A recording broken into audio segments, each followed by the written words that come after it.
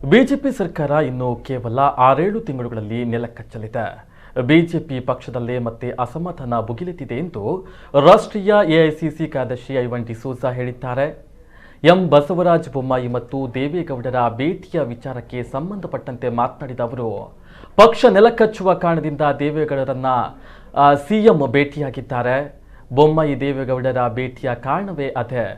ದೇವೇಗೌಡರು ಸಹ ಬಿಜೆಪಿ ಪಕ್ಷ ಬಿಡುವುದನ್ನೇ ಕಾಯ್ತಾ ಇದ್ದಾರೆ. ಬಿಜೆಪಿ ಬಿದ್ದ ಮೇಲೆ ಎತ್ತಲಿಕ್ಕೆ ದೇವೇಗೌಡರು ರೆಡಿ ಇದ್ದಂಗೆ ಕಾಣುತ್ತೆ ಅಂದರು. ಇನ್ನು ದಕ್ಷಿಣ ಕನ್ನಡ ಜಿಲ್ಲೆಯಲ್ಲಿ ಅಂಕಿಅಂಶ ಪ್ರಕಾರ 1,10,000 ವಿದ್ಯಾರ್ಥಿಗಳಿದ್ದು, ಈವರೆಗೂ ಬರೀ 63,000 ವಿದ್ಯಾರ್ಥಿಗಳಿಗೆ ಫಸ್ಟ್ ಡೋಸ್ ಅನ್ನು ನೀಡಲಾಗಿದೆ. ಹಾಗಾದರೆ ಉಳಿದ 53,000 ವಿದ್ಯಾರ್ಥಿಗಳ ಸ್ಥಿತಿ ಏನು?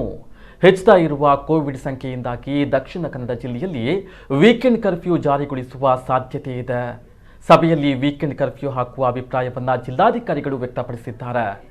ಕೇರಳ ರಾಜ್ಯದಿಂದ ಆಗಮಿಸುವವರಿಗಾಗಿ ನಮ್ಮ ಜಿಲ್ಲೆಯಲ್ಲಿ ಕೊರೋನಾ ಸಂಖ್ಯೆ ಹೆಚ್ಚಾಗಿದೆ ಎಂದರು. ಜೊತೆಗೆ ದಕ್ಷಿಣ ಕನ್ನಡ ಜಿಲ್ಲೆಯಲ್ಲಿ ಕೊರೋನಾ ಲಸಿಕೆ ಕೊರತೆ ಸ್ಪಷ್ಟವಾಗಿ ಎದ್ದು ಕಾಣ್ತಾ ಇದೆ.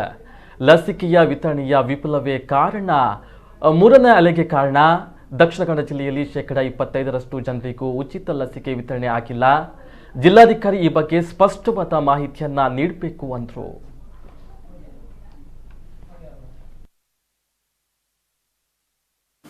ನೀವು ಆಗದಿದ್ರೆ ನೀವು ಆಗುವುದಿಲ್ಲ ಹೇಳಿ.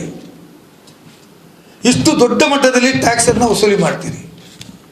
ನನಗೆ ಗೊತ್ತಿದ್ದ ಪ್ರಕಾರ ಕೋವಿಡ್ ಸಂದರ್ಭದಲ್ಲಿಯೂ ಅತ್ಯಂತ ಹೆಚ್ಚು GST ಭಾರತ ದೇಶದಲ್ಲಿ ಕಲೆಕ್ಷನ್ ಆಗಿದೆ. ಒಟ್ಟಿಗೆ ದುಡ್ಡು ಮೀಸಲಿಟ್ಟದ್ದು 35 lakhs crores, 35 ಲಕ್ಷ ಕೋಟಿ ವ್ಯಾಕ್ಸಿನೇಷನ್ಗೆ ಇಟ್ಟಂತ ಬಜೆಟ್. 35 lakhs crores ಅಲ್ಲಿ ನೀವು ಎಲ್ಲಿ ಇಟ್ಟಿದ್ದೀರಿ? ಆ ದುಡ್ಡು ಎಲ್ಲಿ ಹಾಕಿದ್ದೀರಿ? ಪ್ರೈವೇಟ್ನವರಿಗೆ ಬೇಕಾದಷ್ಟು ಲಸಿಕೆ ಸಿಗ್ತದೆ. ಅವರಲ್ಲಿ ಈಗ ಹೋದರೂ 800 ರೂಪಾಯಿ ಕೊಟ್ಟರೆ ಲಸಿಕೆ ಉಂಟು. ಸರ್ಕಾರದ ಹತ್ರ ಲಸಿಕೆ ಇಲ್ಲ. ಏನು ಕಾರಣ? ತನಿಖೆ ಮಾಡಿ ಅಂದರೆ ನಾವು ಎಲ್ಲ ಕೊಟ್ಟಿದ್ದೇವೆ, ಎಲ್ಲರಿಗೂ ಕೊಟ್ಟಿದ್ದೇವೆ ಅಂತ ಮಾತಾಡ್ತಾರೆ. ಮೂರನೇ ಅಲೆ ಈ ಮಟ್ಟಕ್ಕೆ ಬರಲಿಕ್ಕೆ ಲಸಿಕೆ ನೀಡಲು ಸರ್ಕಾರ ವಿಫಲ ಆಗಿದ್ದೇ ಕಾರಣ ಅಂತ ನಾವು ಹೇಳಲಿಕ್ಕೆ ಬಯಸ್ತೇವೆ. ನಮ್ಮ ತೀರ್ಮಾನ ಸ್ಪಷ್ಟವಾಗಿದೆ. ಈ ಲಸಿಕೆ ನೀಡಲು ರಾಜ್ಯ ಸರ್ಕಾರ ವಿಫಲ ಆಗಿದ್ದೇ ಮೂರನೇ ಹಂತದ ಪ್ರಾರಂಭಕ್ಕೆ ಕಾರಣ, ಅತ್ಯಧಿಕ ಸಾವುಗಳಾಗಲು ಕಾರಣ.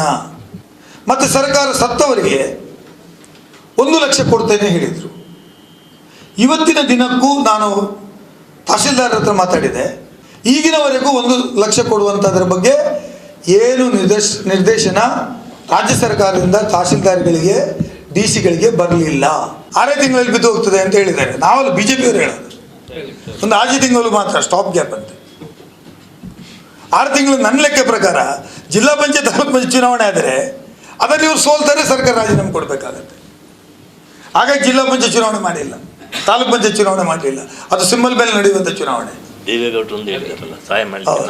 ಮತ್ತೆ ಈಗ ಹೆದರಿಕೆ ಶುರುವಾಗಿ ದೇವೇಗೌಡರ ಹತ್ರ ಹೋಗಿದ್ದಾರೆ, ನೀವು ಸಹಾಯ ಮಾಡಬೇಕು ಬಿದ್ದರೆ ಅಂತ. ಹೌದು, ಇವರ ಪರಿಸ್ಥಿತಿ ಇಲ್ಲಿವರೆಗೆ ನೋಡಿ ಈ ರಾಜ್ಯದ್ದು. ಅವ್ರು ಹೇಳಿದ್ದಾರೆ ನೀವು ಬಿದ್ದರೆ ನಾನಿದ್ದೇನೆ ಅಂತ. ಅವ್ರು ಯಾರು ಬಿದ್ದಾಗ ಅಂತ ಕಾಯುವುದು, ಮತ್ತೆ ಬಿದ್ದಾಗ ಇವರು ಸೇರು.